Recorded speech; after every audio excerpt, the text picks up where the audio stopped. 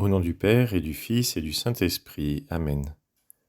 Mon Seigneur et mon Dieu, je crois fermement que tu es ici, que tu me vois, que tu m'entends. Je t'adore avec profonde révérence. Je te demande le pardon de mes péchés et la grâce de faire avec profit ce moment de prière. Ma Mère Immaculée, Saint Joseph, mon Père et Seigneur, mon ange gardien, intercédez pour moi.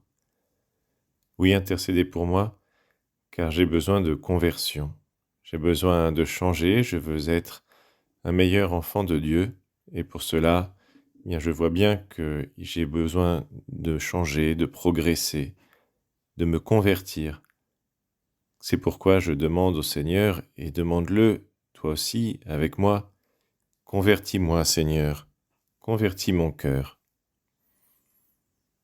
C'est d'ailleurs ce que le Seigneur nous demande lui aussi, de nous convertir, de convertir notre cœur, de revenir vers lui, de revenir à Dieu tout au long de ce long temps que nous appelons le carême, qui est un temps de préparation à la fête de Pâques, la plus grande fête du christianisme, la fête de la résurrection, la fête la plus belle et la plus enthousiasmante de toute l'année, celle où Jésus nous ouvre à nouveau les portes du ciel.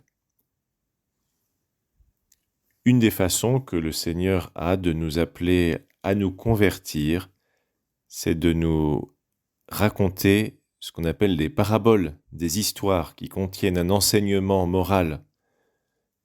Jésus a raconté beaucoup de paraboles, tu connais peut-être la parabole du bon samaritain ou alors celle du fils prodigue. En voici une que Jésus raconte non pas à tout le monde, mais aux grands prêtres et aux anciens du peuple juif, c'est-à-dire à ceux qui dirigent le peuple juif. Voilà une parabole qu'il raconte à un groupe de personnes spécifiques. Et dans cette parabole, il est question du propriétaire d'un domaine qui plante une vigne, qui l'entoure d'une clôture, et qui ensuite fait tout pour exploiter cette vigne, donc c'est-à-dire qu'il creuse un pressoir, il bâtit ce qu'on appelle une tour de garde, une tour dont on pourra surveiller la propriété, et ensuite il s'en va. Il part en voyage, ce propriétaire, parce que sans doute qu'il a beaucoup d'autres propriétés dont il lui faut s'occuper, donc il s'en va ailleurs, et dans l'intervalle, ce qu'on fait dans ces cas-là, c'est qu'il loue cette vigne à des vignerons, il embauche des vignerons, il leur dit « cultivez ma vigne, et moi, quand je reviendrai, eh bien j'en récolterai les fruits ». Il part en voyage, simplement il ne peut pas revenir aussi vite qu'il l'aurait voulu peut-être, et donc au lieu de revenir lui-même, il envoie ses serviteurs auprès des vignerons qu'il a embauchés pour se faire remettre le produit de sa vigne. Mais les vignerons, eux, ils se disent « nous n'avons pas envie de remettre le produit de la vigne au propriétaire ». Ces serviteurs-là, ils s'étaient habitués en fait à diriger la vigne, ils s'étaient habitués à vivre confortablement des fruits de cette vigne qu'ils n'avaient pas plantée et dont ils n'étaient pas propriétaires pourtant. Mais voilà, ils en avaient d'une certaine manière pris la propriété, ils avaient usurpé cette propriété. Donc quand arrive un serviteur pour leur dire « Attention, rappelez-vous que cette vigne n'est pas à vous, elle est à mon maître qui m'envoie et il vous demande de lui donner les fruits de la vigne. Vous pouvez bien sûr garder une part pour vous, pour vivre, mais les fruits de la vigne reviennent à mon maître. » Eh bien ces vignerons, que font-ils au lieu d'accueillir ce serviteur qui représente tout de même le propriétaire de la vigne, qui est celui grâce à qui ils peuvent vivre. Sans lui, il n'y aurait pas de vigne, et ces vignerons ne pourraient pas vivre, ils n'auraient pas de travail, ils seraient peut-être réduits à la mendicité. En tout cas, ils auraient dû chercher un travail ailleurs, peut-être dans une vigne moins bonne. En tout cas, ils accueillent mal ces serviteurs. Et Jésus il nous raconte dans cette histoire, dans cette parabole, ils frappèrent l'un, ils tuèrent l'autre, ils lapidèrent le troisième, ils n'hésitent pas à aller jusqu'au meurtre, parce qu'ils ne veulent pas donner les fruits de la vigne. Alors là, le propriétaire, il envoie d'autres serviteurs, encore en plus grand nombre. Et, dit Jésus, on les traite de la même façon. Ils sont maltraités et parfois tués. Qu'est-ce qui reste comme choix au propriétaire ? Il ne peut pas y aller lui-même parce que, là encore, il est en voyage, mais il se dit « je vais leur envoyer mon fils ». Mon fils, ils vont le respecter. C'est mon fils, il est comme moi. Ils n'oseront pas porter la main sur lui, au contraire, sans doute vont-ils bien l'accueillir. Mais non, malheureusement, ces vignerons, ils ne font pas cela. Ils se disent, voici l'héritier, venez, tuons-le, et nous aurons son héritage. Ils se disent, si nous le tuons, bien quand le propriétaire mourra, il n'y aura personne pour réclamer la vigne et on l'aura en pleine propriété. Il n'y aura plus personne pour venir nous réclamer des impôts, des fruits de la vigne, non. Et donc ils se saisissent de lui et le tuent. Alors Jésus nous avertit, et il avertit ses auditeurs, vous savez, ces auditeurs, on l'a dit tout à l'heure, les grands prêtres et les anciens du peuple, ceux qui dirigent le peuple juif. Il leur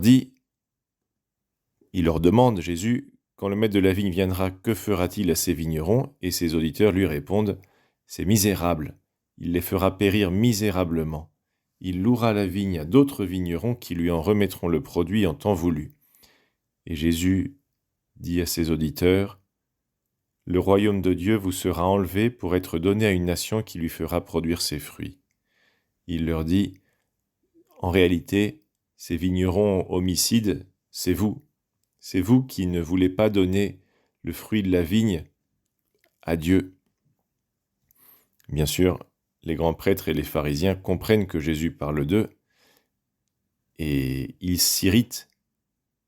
Ils essayent de l'arrêter, en fait, ils essayent de faire comme les vignerons homicides dans la parabole. Il y a le Fils de Dieu qui est là, et au lieu de l'accueillir, ils essayent de l'arrêter, mais ils ont peur de la foule.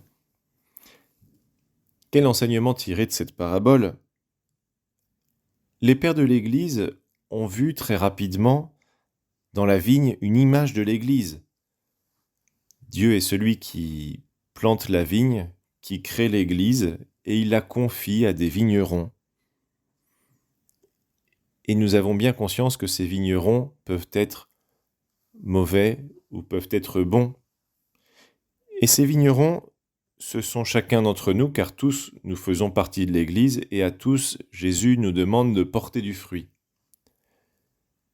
Mais ces vignerons sont en particulier ceux qui dirigent l'Église également. Alors il y a plusieurs types de vignerons. Il y a des vignerons qui croient que la vigne leur appartient, et donc ils peuvent en faire ce qu'ils veulent. C'est vrai que c'est peut-être difficile de diriger la vigne, alors que le propriétaire est loin, il a sans doute laissé des consignes, mais il y a de nouvelles situations qui se présentent, par exemple une maladie qui touche une partie de la vigne, et donc comment agir? Il faut interpréter les consignes du maître. Est-ce qu'il faut couper complètement la vigne qui est touchée par la maladie, au contraire essayer de la soigner? Bref, c'est compliqué. Mais il y a des vignerons qui pensent que cette vigne leur appartient et donc ils peuvent en faire ce qu'ils veulent. Nous avons bien conscience que l'Église ne nous appartient pas. Elle est plus grande que nous. Nous ne pouvons pas en faire ce que nous voulons.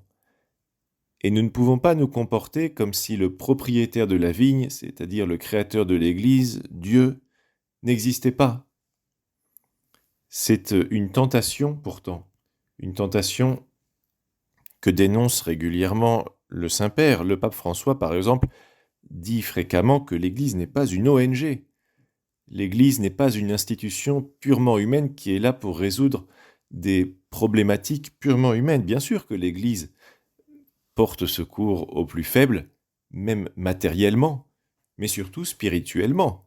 C'est ça son rôle principal.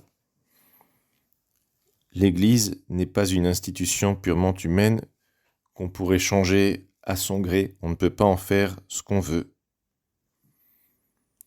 Comment savoir ce que le Seigneur veut que nous fassions de l'Église? Eh bien, pour cela, nous avons besoin d'un peu de formation. C'est important de bien nous former. Et nous avons à notre disposition un outil extrêmement utile qui est le catéchisme de l'Église catholique. Si nous voulons savoir comment le maître de la vigne veut que nous dirigions sa vigne, eh bien, reportons-nous au catéchisme de l'Église catholique, où on nous dit comment Dieu veut que nous nous comportions, ce que nous devons croire, quelle est notre foi. Combien de fois, permets-moi de te poser la question très simplement. Combien de fois as-tu ouvert le catéchisme de l'Église catholique ces derniers mois, ces dernières années? C'est important de le lire et on a forcément des questions qui se posent à nous, et bien sûr, on peut les résoudre en demandant conseil à une personne qui pourra nous aider.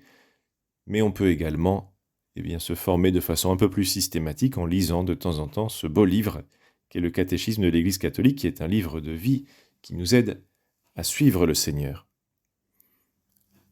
Alors dans notre parcours de conversion pour le carême, incluons un peu un moment, si vous le voulez, si tu veux, de formation doctrinale. Nous allons approfondir notre foi. Seigneur, redisons-lui, convertis-moi, convertis mon cœur. Au nom du Père, et du Fils, et du Saint-Esprit. Amen.